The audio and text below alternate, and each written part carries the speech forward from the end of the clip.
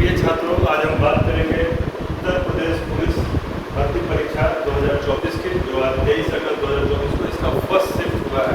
इस पर बात करेंगे और जानने का प्रयास करेंगे कि जिन विद्यार्थियों से हमने बात की परीक्षा देने के बाद, हमारी टीम ने जिन विद्यार्थियों से संपर्क किया परीक्षा देने के बाद, उन सब के बातचीत के आधार पर इस बार के जो संख्या है वैकेंसी की, उस वैकेंसी की संख्या के आधार पर और जो टफनेस लेवल रहा एग्जाम का, उस टफनेस लेवल के आधार पर जो परीक्षा लेने की पूरी प्रक्रिया जिस कड़ाई से चुकी है, पुनर्परीक्षा थी, जिस कड़ाई से परीक्षा हुई, उसके आधार पर हम प्रयास करेंगे जानने का कि जो लोग आज 23 अगस्त को पहली पारी में परीक्षा में शामिल हुए हैं, उनके लिए एक सेफ स्कोर, एक कट ऑफ क्या रहेगा। वैसे तो नॉर्मलाइजेशन इस बार जरूर लागू होगा, क्योंकि कई शिफ्ट में परीक्षाएँ हैं, अलग अलग प्रश्न पत्र आएंगे, तो किसी का टफनेस लेवल ज़्यादा रहेगा, किसी का टफनेस लेवल कम रहेगा।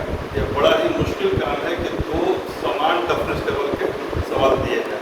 और वैसे भी जो व्यक्ति जो एग्जाम देता है उसको हार्ड लगता है और दूसरा वाला शिफ्ट उसको ईजी लगता है, यह संशय की स्थिति बनी रहती है। ऐसे इस संशय से पार पाने के लिए नॉर्मलाइजेशन, परसेंटाइल और इक्वलाइजेशन, मॉडरेट करना, ये सारे टर्म्स आते हैं और इनको यूज किया जाता है जैसा आयोग जब समझेगा।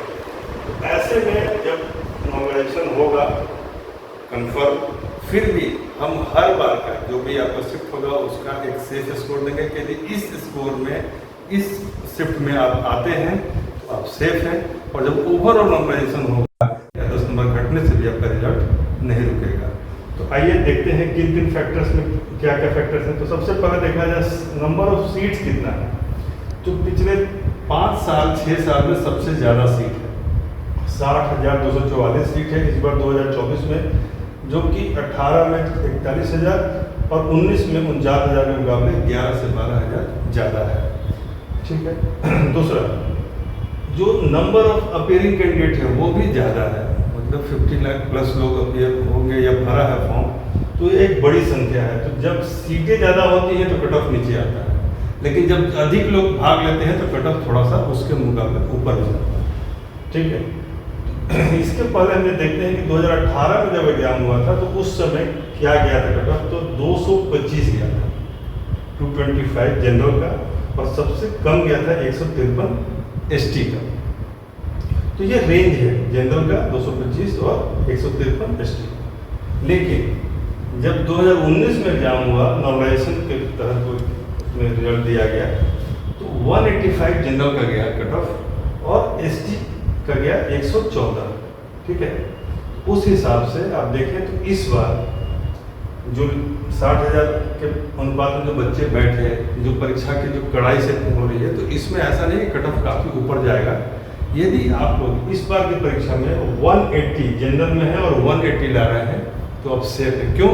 क्योंकि उसके पहले कुछ सवाल देखे थे। इस बार जो सवाल आया है, क्रोएशिया का कैपिटल पूछा गया, कांग्रेस की स्थापना का वर्ष पूछा गया, थंडर ड्रैगन की भूमि किसको कहते हैं, तो ये जगरेव के बारे में पूछा गया, क्रोएशिया कैपिटल, कांग्रेस की स्थापना 1885 में, थंडर ड्रैगन की भूमि भूटान को कहते हैं, भारत के गृह मंत्री कौन है, ऐसा सवाल पूछा गया, आसमान का रंग नीला क्यों होता है, यह पूछा गया, सबसे लंबी नदी पूछा साउथ की, दक्षिण भारत की, तो यह गोदावरी पूछा गया, NHRC का फुल फॉर्म पूछा गया, जीएसटी का थ्रेशोल्ड, मतलब कि कितना पर जीएसटी लगेगा, सर्विसेज के लिए अलग है और गुड्स के लिए अलग है, भारत का पहला एयरपोर्ट नोएडा के जिले में आता है। तो ऐसे सवाल बताते हैं कि ये लेवल मॉडरेट था, परीक्षा का प्रश्न का लेवल क्या था, मॉडरेट था।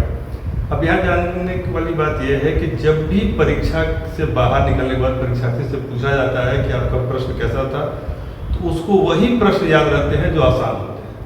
टफ सवाल विद्यार्थी बता नहीं पाते हैं, इसलिए परीक्षा को आसान मत समझिए, टफनेस मॉडरेट टू टफ की तरफ ये इशारा कर रहा है। ठीक है। तो इन प्रश्नों को देखते हुए, नंबर ऑफ वैकेंसीज को देखते हुए, जो नंबर ऑफ अपीयरिंग कैंडिडेट को देखते हुए और स्ट्रिक्टनेस लेवल ऑफ एग्जाम को देखते हुए सबको समेकित तौर पर जब तुलना करते हैं, तो हमारे हिसाब से फ्यूचर 100 IAS अकेडमी के हिसाब से जनरल के लिए 180 इस प्रथम पारी के लिए सेफ स्कोर है, OBC के लिए 170 सेफ स्कोर है, SC के लिए 144 सेफ स्कोर है और ST के लिए 112 एक सेफ स्कोर है।